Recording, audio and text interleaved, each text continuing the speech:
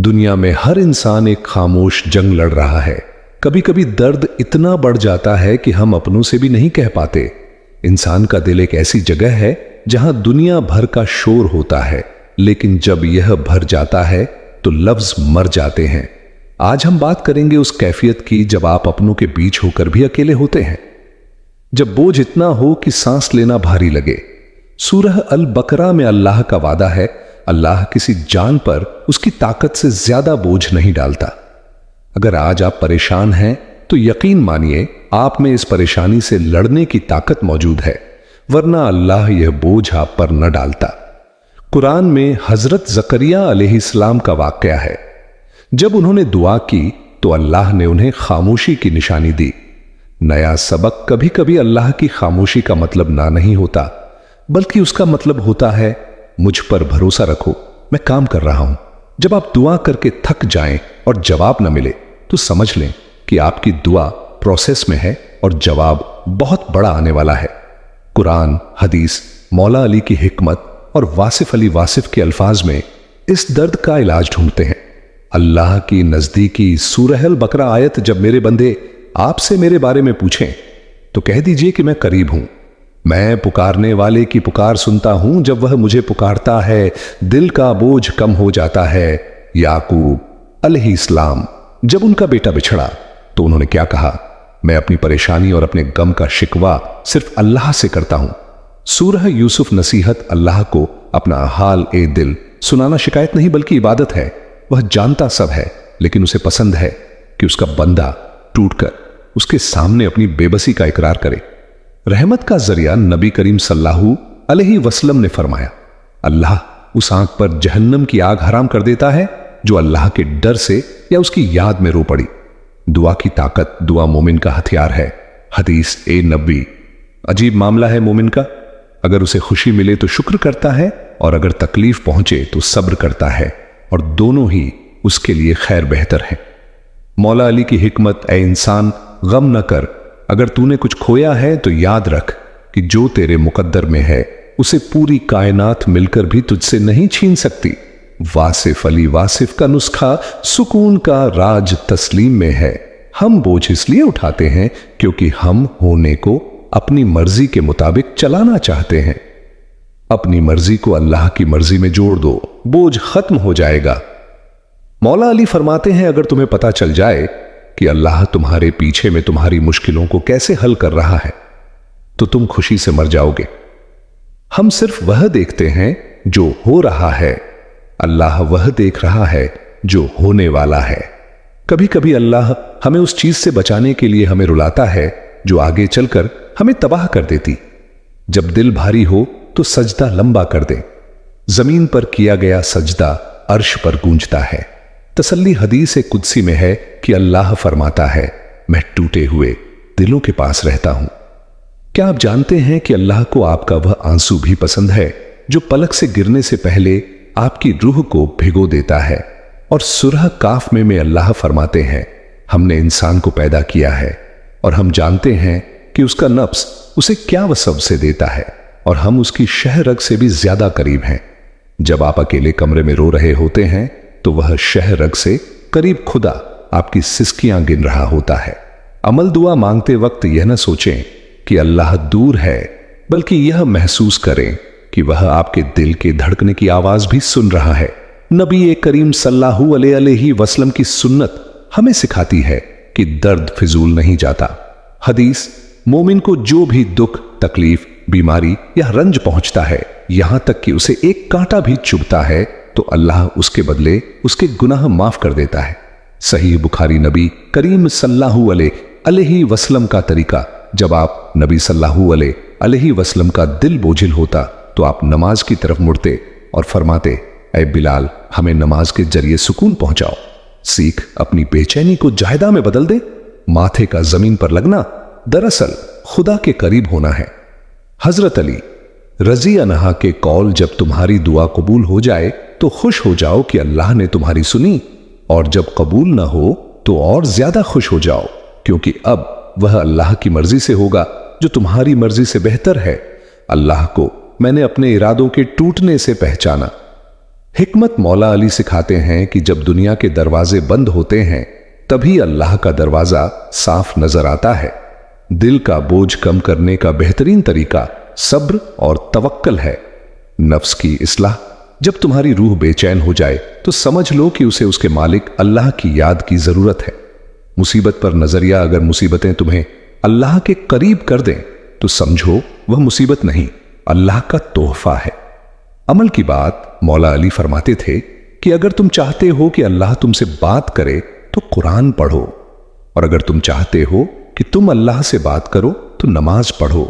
सुकून का नुस्खा, दुनिया के गमों को दिल में जगह न दो, क्योंकि दुनिया फानी है और तुम्हारा रब बाकी है। हजरत वासिफ अली वाशी फरमाते हैं, परेशानी क्या है? परेशानी वाक़े में नहीं होती, वाक़े के बारे में हमारे रद्द अमल में होती है। दुआ और तकदीर, वह कहते थे, दुआ तकदीर नहीं बदलती, बल्कि दुआ इंसान को बदल देती है ताकि वह तकदीर का सामना कर सके। दिल का बोझ कैसे बताएं? अल्लाह को वह बताएं जो आप किसी को नहीं बता सकते। अल्लाह के सामने रोना इंसान को बहादुर बनाता है। आज रात क्या करें? वुजू करें और 2 रकात नमाज नफल सलातुल हजत पढ़ें। तन्हाई में बैठें, अल्लाह को अल्लाह कहकर पुकारें, अपने गुनाहों की माफी मांगें और अपना सारा बोझ, नौकरी, रिश्ते, सेहत, गम उसके हवाले कर दे। कहें, या रब, मैं थक गया हूं, तू संभाल ले। याद रखें, अल्लाह ने आपको इसलिए नहीं बनाया कि आप गमों के नीचे दब जाएं, बल्कि इसलिए बनाया है कि आप उन गमों के जरिए उस तक पहुंच सकें। कुरानी रोशनी, सूरह अल रद आयत 28 सुनो। अल्लाह की याद ही से दिलों को इत्मीनान, सुकून मिलता है। हजरत वासिफ अली वासिफ का कौल, परेशानी दरअसल अल्लाह की याद की कमी का नाम है। जब दिल दुनिया से भर जाता है तो खुदा के लिए जगह नहीं बचती। बोझ इसलिए महसूस होता है क्योंकि हमने खुदा के हिस्से का वक्त दुनिया को दे दिया है। नसीहत, अपने बोझ को परेशानी न कहें, इसे बुलावा कहें। अल्लाह आपको पुकार रहा है। कुरान का वादा सूरह अल जुमर, ऐ मेरे बंदो, जिन्होंने अपनी जानों पर जुल्म किया है, अल्लाह की रहमत से मायूस न होना। हजरत अली का कौल, सबसे बड़ा गुनाह वह है जिसे करने वाला छोटा समझे, लेकिन सबसे बड़ी नेकी तौबा है जो बड़े से बड़े पहाड़ जैसे बोझ को रेत बना देती है। सूफियाना सोच, अल्लाह को तुम्हारे सजदों की जरूरत नहीं, तुम्हें उसकी रहमत की जरूरत है। एक आंसू जो शर्मिंदगी से गिरता है वह अर्श के दरवाजों को हिला देता है। इंसान दुनिया के सामने हाथ फैलाना छोड़ देता है और सिर्फ अपने रब का मोहताज हो जाता है तो वह असल शहंशाह बन जाता है। मौला अली का कौल, असली अमीरी बादशाही माल की ज्यादती नहीं बल्कि नफ्स की बेनियाजी है। हिकमत मौला अली फरमाते थे कि अगर तुम दुनिया के पीछे भागोगे तो दुनिया तुम्हें थका देगी, लेकिन अगर तुम अल्लाह के हो जाओगे तो दुनिया तुम्हारे कदमों में होगी। बादशाही का राज, जब आप किसी इंसान से कुछ नहीं मांगते तो आप उसके बराबर हो जाते हैं, और जब आप किसी की मदद करते हैं तो आप उसके अमीर बादशाह बन जाते हैं। आज रात जब आप अकेले हों तो अल्लाह से जबान से नहीं बल्कि खामोशी से बात करें, आंखें बंद करें, दिल पर हाथ रखें और सिर्फ यह कहें, या अल्लाह, मैं थक गया हूं, बस तू है। हजरत वासिफ साहब कहते थे, अल्लाह को अल्फाज की जरूरत नहीं, वह तो टूटे हुए दिल की धड़कन भी पढ़ लेता है। सूफिया कहते हैं कि जब अल्लाह किसी बंदे को दुनिया की नजरों से छुपाना चाहता है तो उस पर परेशानी का पर्दा डाल देता है। लोग आपको परेशान देखकर आपसे दूर हो जाते हैं और यही अल्लाह की चाल होती है। वह चाहता है कि आपके और उसके बीच कोई तीसरा न रहे। वासिफ अली वासिफ, अल्लाह जिसे अपना बनाना चाहता है उसके हाथ से दुनिया के खिलौने छीन लेता है ताकि वह रोकर अपने रब की गोद में आ जाए। अगर तुम पर जुल्म हो रहा है और तुम सब्र कर रहे हो तो याद रखना कि तुम्हारा सब्र कमजोरी नहीं बल्कि अल्लाह की अदालत में तुम्हारी गवाही है। जब दुनिया आपको तंग करे तो पलटकर जवाब न देना फकीरी की बादशाही है, क्योंकि आप जानते हैं कि आपका केस उस जज अल्लाह के पास है जो कभी गलत फैसला नहीं करता। मेरे रब पर इतना यकीन है कि अगर वह मेरे सीने से दिल भी निकाल ले तो मैं कहूंगा कि इसमें भी मेरे लिए कोई खैर होगी। इसे कहते हैं फकीरी की बेखौफी। तुम दुनिया से इसलिए परेशान हो क्योंकि तुम दुनिया को अपना समझते हो। किराए के मकान की दीवार गिर जाए तो दुख नहीं होता, क्योंकि वह तुम्हारी नहीं है। यह दुनिया भी किराए का घर है, इसके गिरने पर कैसा गम। जब आप दिल से दुनिया की मलकियत निकाल देते हैं तो आप बादशाह बन जाते हैं। अब आपको कोई लूट नहीं सकता, क्योंकि आपने सब कुछ पहले ही खुदा को दान कर दिया है। ऐ दुनिया से परेशान शख्स, तू रोता क्यों है? कुरान कहता है कि तू खुदा का शाहकार है। हदीस कहती है कि खुदा तुझसे 70 माओं से ज्यादा प्यार करता है। मौला अली कहते हैं कि तेरी कीमत जन्नत है, इसे कौड़ियों के भाव दुनिया के गम में न बेच। और वासिफ अली वासिफ कहते हैं कि तू बस मान ले कि तू उसका है, फिर देख तेरी फकीरी कैसे कयामत तक की बादशाही बनती है। मेरे मौला, आज मेरा दिल भारी है और लफ्ज कम पड़ गए हैं। तू तो वह है जो बिन मांगे अता करता है। आज मेरी खामोश सिसकियां भी सुन ले। मेरे खुदा, दुनिया की इस भीड़ में खुद को अकेला महसूस करता हूं। कभी अपनों की बेरुखी रुलाती है तो कभी आने वाले कल का खौफ डराता है। लेकिन कुरान में तूने ही तो कहा था कि तू मेरी शहरग से भी करीब है। या अल्लाह, अगर तू करीब है तो फिर मुझे डर कैसा? अगर तू मेरे साथ है तो फिर ये बेचैनी कैसी? मेरे मालिक, मैं थक गया हूं बोझ उठाते उठाते। आज अपना सारा गम, अपनी सारी परेशानियां और अपनी सारी उलझने तेरे सुपुर्द करता हूं। तू ही मेरा वकील है, तू ही मेरा मददगार है। ऐ टूटे हुए दिलों को जोड़ने वाले, मेरे टूटे हुए हौसलों को फिर से जिंदा कर दे। मुझे वह यकीन दे कि हर मुश्किल के बाद आसानी है। मेरी तन्हाई को अपनी याद से भर दे और मेरे आंसुओं को कयामत के दिन मेरी नजात का जरिया बना दे। आमीन या रब्बुल आलमीन या अल्लाह। इस बंदे के दिल का बोझ हल्का कर दे, इसकी मुश्किलों को आसान कर दे और इसे दुनिया की मोहताजी से बचाकर अपनी बंदगी की बादशाही अता फरमा। आमीन। हिम्मत न हारे, अल्लाह आपके बहुत करीब है। ऐसे ही कुरान हादिश की बात सुनने और दिल को सुकून के लिए मेरा चैनल को लाइक और सब्सक्राइब कमेंट करे। अमीन। हम सब भाग रहे हैं, कोई दौलत के पीछे, कोई शोहरत के पीछे, तो कोई रिश्तों के पीछे। लेकिन क्या कभी रुककर सोचा कि दिल को सुकून कहां मिलता है? इंसान का दिल बेइंतहा मोहब्बत के लिए बना है और बेइंतहा सिर्फ अल्लाह की जात है। इंसान की पैदाइश के साथ ही उसके सीने में एक बेचैनी रख दी गई है।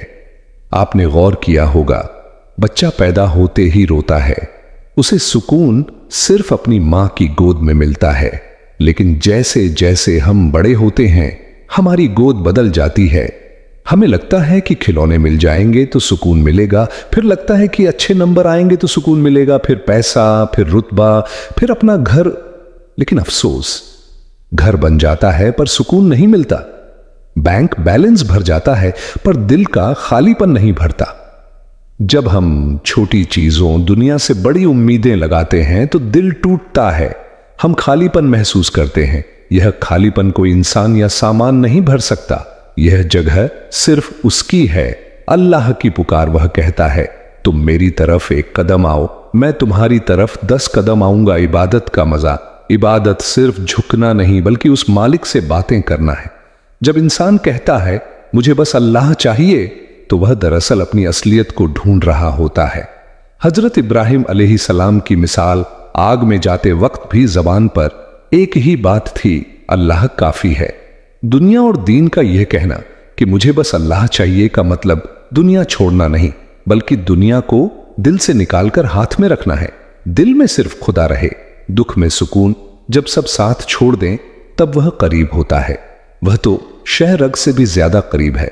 आखिरी पैगाम, दुनिया एक सराय है, घर नहीं। घर तो अल्लाह के पास है। खुद से सवाल आज रात जब आप सोएं तो सोचें, अगर सब छीन लिया जाए और सिर्फ अल्लाह रह जाए तो क्या आप काफी महसूस करेंगे?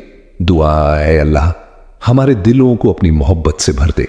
हमें दुनिया का मोहताज न बना, क्योंकि हमने प्यास बुझाने के लिए समंदर का खारा पानी पीना शुरू कर दिया है। जितनी बार पीते हैं प्यास और बरस जाती है।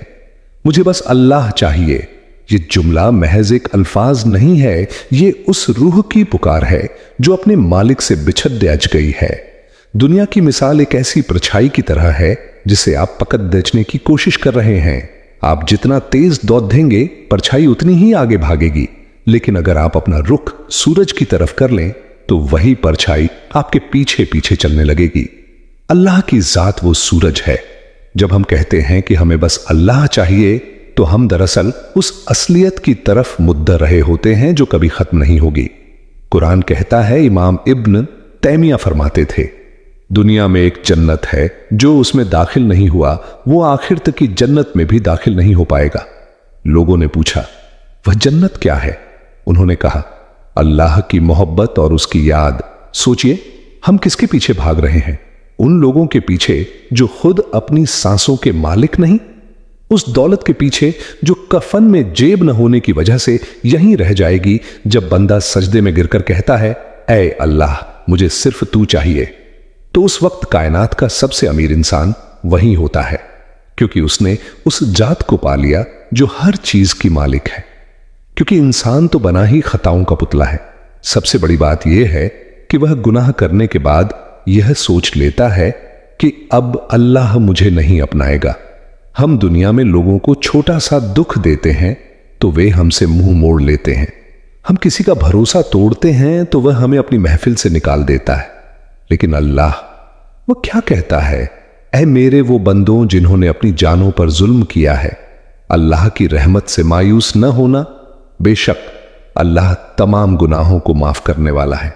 सोचिए, वह खालिक जिसे हमारी जरूरत नहीं है, वह हमें पुकार रहा है, वह हमें बुला रहा है, क्योंकि वह जानता है कि उसके सिवा हमारा कोई ठिकाना नहीं है। मुझे बस अल्लाह चाहिए कहने का मतलब यह है कि मैंने अपनी अना को तोड़ दिया और अपनी कमजोरी को मान लिया। एक मां जिसका बच्चा कीचड़ में लथपथ होकर आए, क्या वह उसे घर से निकाल देती है? नहीं, वह उसे सीने से लगाती है, उसे नहलाती है, साफ कपड़े पहनाती है और फिर प्यार करती है। अल्लाह की रहमत तो इससे कहीं ऊंची है। हम गुनाहों की कीचड़ में लिपटे हुए जब उसके दरवाजे पर या अल्लाह कहकर दस्तक देते हैं तो वह हमें धुतकारता नहीं है। वह तो फरिश्तों से कहता है, देखो मेरा बंदा लौट आया है। जब आप कहते हैं मुझे बस अल्लाह चाहिए, तो दरअसल आप उस सुकून की गोद ढूंढ रहे होते हैं जहां कोई जजमेंट नहीं है, सिर्फ कबूलियत है। क्या आप जानते हैं कि अल्लाह को अपने बंदे की कौन सी चीज सबसे ज्यादा पसंद है? वह है तौबा करने वाले की आंखों का एक आंसू। एक हदीस कुदसी है कि अल्लाह फरमाता है, जब मेरा बंदा मेरी तरफ एक बालिश्त एक हाथ की दूरी आता है तो मैं उसकी तरफ एक हाथ आगे बढ़ता हूं, और अगर वह मेरी तरफ चलकर आता है तो मैं उसकी तरफ दौड़ कर आता हूं। दुनिया का दस्तूर है कि झुकने वाले को दबाया जाता है, लेकिन अल्लाह के सामने जो झुक जाता है, अल्लाह उसे सारी दुनिया के सामने सर बुलंद ऊंचा कर देता है। आज का दौर दिखावे का दौर है। हमारे पास सोशल मीडिया पर हजारों दोस्त हैं, लेकिन रात को अकेले में हम रोते हैं। हमारे पास बेहतरीन बिस्तर है, लेकिन नींद नहीं है। हमारे पास सब कुछ है पर चैन नहीं है। यह चैन क्यों नहीं है? क्योंकि रूह भूखी है। रूह की खुराक पिज्जा, बर्गर या महंगी गाड़ियां नहीं है। रूह की खुराक है जिक्र ए इलाही। जब तक रूह को उसका असल अल्लाह नहीं मिलता, वह तड़पती रहती है। जैसे मछली पानी के बिना नहीं रह सकती, वैसे ही मोमिन की रूह अल्लाह के जिक्र के बिना तड़पती है। मुझे बस अल्लाह चाहिए का मतलब है कि अब मैंने अपनी रूह की भूख को पहचान लिया है। आइए एक बादशाह इब्राहिम बिन अदहम का वाक्य सुनते हैं। इब्राहिम बिन अदहम वह बल्ख के बादशाह थे। रेशमी लिबास, सोने के बर्तन और हजारों गुलाम उनके इशारे पर नाचते थे। लेकिन एक रात जब वह अपने मखमल के बिस्तर पर लेटे थे तो महल की छत पर किसी के चलने की आवाज आई। उन्होंने चिल्लाकर पूछा, छत पर कौन है? ऊपर से आवाज आई, मैं एक चरवाहा हूं, मेरा ऊंट खो गया है, उसे ढूंढ रहा हूं। बादशाह हंसे और बोले, बेवकूफ, क्या महल की छत पर भी कभी ऊंट मिलता है? उस अजनबी ने जो जवाब दिया, उसने सुल्तान की रूह कंपा दी। उसने कहा, इब्राहिम, अगर महल की छत पर ऊंट नहीं मिल सकता तो मखमल के बिस्तरों और रेशमी लिबास में खुदा कैसे मिल सकता है? बस वह एक जुमला, और इब्राहिम बिन अदहम ने उसी रात सल्तनत छोड़ दी। क्यों? क्योंकि उन्हें समझ आ गया कि दुनिया की बादशाहत तो गुलामी है, असली बादशाही तो अल्लाह का हो जाने में है। जब उन्होंने कहा, मुझे बस अल्लाह चाहिए, तो उन्होंने मिट्टी को सोने से बेहतर पाया। हम सब किसी न किसी चीज के गुलाम हैं। कोई अपनी नौकरी का गुलाम है, कोई अपनी ख्वाहिशों का, तो कोई लोगों की राय का। हम डरते हैं कि अगर लोग बुरा कहेंगे तो क्या होगा, अगर पैसा चला गया तो क्या होगा। मुझे बस अल्लाह चाहिए का मतलब है तमाम डरों से आजादी। जब आप सिर्फ अल्लाह के हो जाते हैं तो आप दुनिया के सबसे आजाद इंसान बन जाते हैं। फिर आपको फर्क नहीं पड़ता कि दुनिया आपको सलाम कर रही है या पत्थर मार रही है, क्योंकि आपका कनेक्शन उस पावर से जुड़ गया है जो पूरी कायनात चला रही है। दुनिया में सबसे सुकून वाली जगह कहां है? किसी 7 सितारा होटल में या किसी वादी में नहीं। सबसे सुकून वाली जगह वह सजदा है जहां बंदा रोते हुए अपने मालिक के सामने टूट जाता है। जब माथा जमीन पर होता है तो इंसान सबसे ऊंचा होता है, क्योंकि वह अपनी मैं को मिट्टी में मिला देता है। उस वक्त वह कहता है, सुभाना रब्बी अल आला, पाक है मेरा परवरदिगार जो सबसे ऊंचा है। इस जुमले में ही सारा राज छुपा है। जब खुदा सबसे ऊंचा हो गया तो दुनिया की हर मुसीबत छोटी हो गई, हर गम हल्का हो गया, हर तन्हाई महफिल बन गई। जिंदगी में एक वक्त ऐसा आता है जब आपके सबसे करीबी लोग भी आपको नहीं समझ पाते। आप बोलना चाहते हैं पर अल्फाज नहीं मिलते, आप रोना चाहते हैं पर कंधे नहीं मिलते। यही वह वक्त है जब अल्लाह आपको अपनी तरफ बुला रहा होता है। वह आपकी तन्हाई को खलवत में बदलना चाहता है। वह चाहता है कि आप दुनिया से मायूस होकर उसकी तरफ पलटें। दुनिया में कोई आपसे प्यार करे तो वह आपसे कुछ चाहता है। मां प्यार करती है क्योंकि आप उसके जिगर का टुकड़ा हैं। दोस्त प्यार करते हैं क्योंकि आप उनके काम आते हैं। लेकिन अल्लाह, उसे आपसे क्या चाहिए? उसे ना आपकी नमाजों की जरूरत है, ना आपके सजदों की। फिर भी वह आपसे मोहब्बत करता है। वह मोहब्बत कैसे करता है? जब आप सो रहे होते हैं वह आपकी सांसें चलाता है। जब आप गुनाह कर रहे होते हैं वह फरिश्तों से कहता है, रुको, अभी मत लिखो, शायद मेरा बंदा तौबा कर ले। जब आप उसे भूल जाते हैं तब भी वह आपको रिज्क खाना देता है। मुझे बस अल्लाह चाहिए कहने का मतलब है कि मैंने दुनिया की मतलब वाली मोहब्बत को छोड़ कर अल वदूद की बेमतलब मोहब्बत को चुन लिया है। लोग अक्सर कहते हैं मैं तन्हा हूं। मोमिन कभी तन्हा नहीं होता। तन्हाई तो वह तोहफा है जो अल्लाह अपने खास बंदों को देता है ताकि वह उनसे अकेले में बातें कर सके। तहज्जुद का वक्त क्या है? वह पूरी कायनात के शहंशाह की का वक्त है। जब दुनिया सो रही होती है, परिंदे खामोश होते हैं और आसमान ये दुनिया पर अल्लाह खुद उतरकर पुकारता है कोई जो मुझसे मांगे? है कोई जिसे सुकून चाहिए? उस वक्त जो रूह जाग कर कहती है, या अल्लाह मुझे कुछ नहीं चाहिए, बस तू चाहिए, तो अर्श भी कांप उठता है, क्योंकि उस बंदे ने तोहफे के बजाय तोहफा देने वाले को मांग लिया है। सोचिए, एक भिखारी किसी सखी राजा के पास जाए, राजा उसे इतना दे दे कि उसकी झोली भर जाए। लेकिन अल्लाह अल करीम है, वह सिर्फ देता नहीं है, वह मांगने के सलीके को भी पसंद करता है। अल्लाह से मांगना कमजोरी नहीं, ताकत है। दुनिया से मांगो तो गिर जाओगे, अल्लाह से मांगो तो उठ जाओगे। मुझे बस अल्लाह चाहिए का मतलब है कि अब मुझे किसी और के आगे हाथ फैलाने की जरूरत नहीं रही। मेरा मालिक गनी है और मैं उसका फकीर हूं, और फकीरी में जो ठाठ है वो अमीरी में कहां। एक बुजुर्ग से किसी ने पूछा, क्या आप जन्नत के लिए इबादत करते हैं? उन्होंने मुस्कुराकर कहा, जन्नत तो एक घर है, मुझे घर नहीं, घर वाले अल्लाह की तलाश है। हदीस में आता है कि जब जन्नती अपनी तमाम नेमतों का मजा ले रहे होंगे तो अचानक एक नूर चमकेगा, पर्दे हट जाएंगे और जन्नती अपने रब का दीदार करेंगे। उस वक्त वो जन्नत की हर नेमत भूल जाएंगे। वह लम्हा, वह दीदार, वह सब कुछ होगा। जब आप आज कहते हैं मुझे बस अल्लाह चाहिए, तो दरअसल आप उसी दीदार की तैयारी कर रहे हैं। आमीन। अल्लाह सबको हिदायत दे।